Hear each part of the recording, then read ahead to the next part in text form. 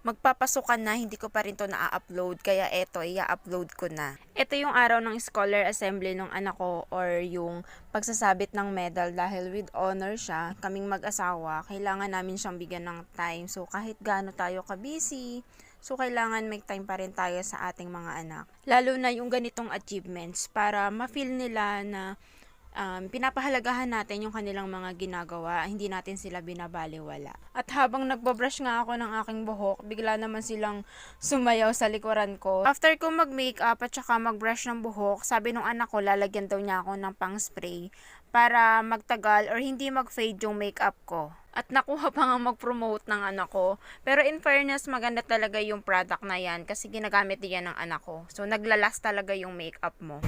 Attend lang kami ng recognition ng aking anak. So, ito yung outfit ko or OOTD.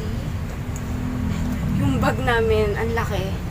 Actually, sa anak ko to, so lahat na lang ng gamit namin, nilagay na lang namin dito. At eto, nakasakay na nga kami sa tricycle para pumunta sa school. Hindi pa pala kami dediretso ng school ng anak ko. Dinaanan pa pala namin yung service ng asawa ko dyan. At ayan, nasa likod ako nakasakay kasi yung service ng asawa ko at saka yung kasama niya is nandun sila sa loob.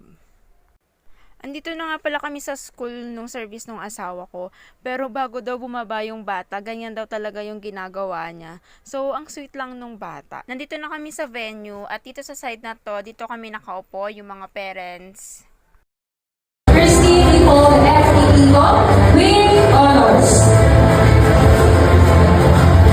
Last minute, nagkaroon ng pagbabago. Dapat ako yung aakyat kasama nung anak ko. Ako dapat yung magsasabit ng medal sa kanya. Ako na kasi yung nagsabit sa kanya nung graduation niya nung grade 10. So, dapat this year, yung asawa ko naman. Kasi may usapan kami na salitan kami na aakyat sa stage na magsasabit ng medal sa anak ko.